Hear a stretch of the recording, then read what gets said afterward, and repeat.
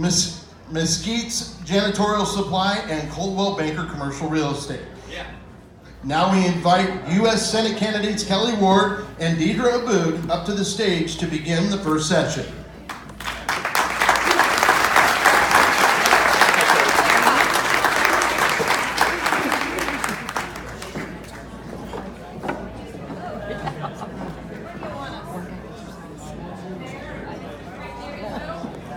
Remember, Brandon, we're live. Okay, thanks for joining us. I do want to point out that Kelly Ward and Deedra Abboud are not running against each other, but they are both running for their respective primaries. We've asked them up here to answer the same questions during the same session so that we find out where they stand on these positions. So, we'll start with Deedra Abboud on this one. If you can give us a 90-second introduction, then we'll go on to Kelly Ward. Hello, I'm Deedra Abboud and I'm running for U.S. Senate as a Democrat. I announced in April 2017 and I've been running around the state, visiting every single county in every single kind of event, not sticking just to one party and the people who are supposed to support you as your ground game, but actually getting out and talking to the people about what matters. I'm an immigration attorney and an estate planning attorney. I've been a civil rights and social justice advocate in Arizona for 15 years. I'm originally from Arkansas, and Arizona is my home. I have more time. We want to raise the expectation for this office about actually getting out and talking to the people, having town halls, visiting all 15 counties, because we live in the state of Arizona, not the state of Maricopa. And it is so important to remember that people who are representing any district, but especially the state, actually get out and visit the state and talk to the people, because we can't live in ivory towers where we think we know the answers and we have lobbyists telling us what the answers are, when a lot of times local communities know a lot more about what's going on and how to solve those problems. And that's what our campaign is about. We have the most detailed website and a hot social media, so definitely check us out, and thank you for inviting me. Hi, everybody. Wow, it's great to be here. This is the kind of political event I love to see. A hot, packed house full of motivated voters. Now, we all know that our country is at a critical time in our nation's history. And many people on the other side of the aisle want to drag us backwards. Now we are finally at a point of prosperity, of safety, of American exceptionalism, and I can tell you that I am not going to let that happen. Arizona has a huge choice in front of us. We have an open Senate seat. It doesn't happen every day. Arizona's only had 12 senators in our entire history, and I will tell you, I want to be lucky 13. And I hope you take tonight and the campaign as a whole as a job interview, because I want to work for you. I don't want to just be your next senator. I want to be you in Washington, D.C. I want to be your voice. I want to be your backbone. I want to be the person who brings your great ideas to the floor of the United States Senate. We have a choice. Are we going to elect a senator in the mold of Jeff Flake and John McCain? No. Oh, I'd love to hear that. No, we are going to elect an America First champion. The only wife, the only mom, the only business owner, the only person from Mojave County to be our next senator. I appreciate your vote and I look forward to talking to you. Thank you.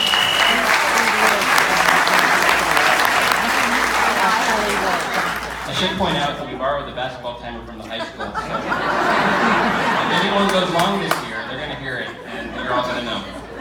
Good job under the timer. First question actually is for Kelly Ward. Veterans care has been an important and controversial issue, and Arizona's Veterans Administration has been at the center of the discussion.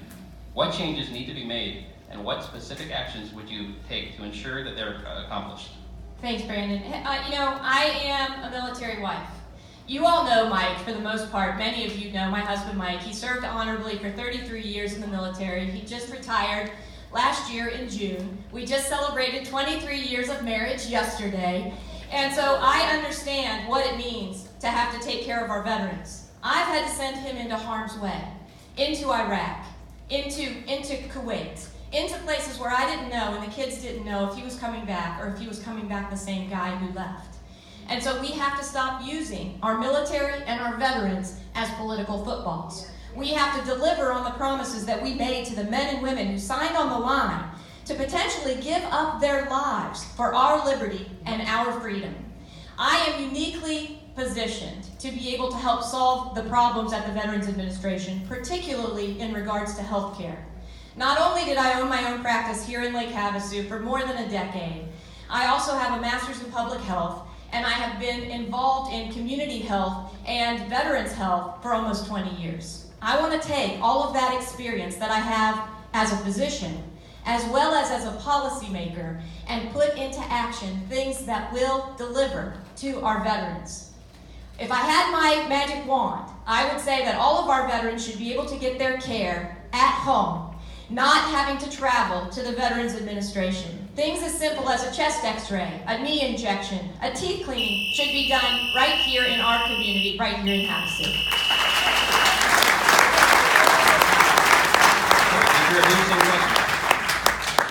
I grew up with my dad being in the Navy, my stepdad being in the Army, my niece and nephew both served in the Army. My nephew is currently in the Navy.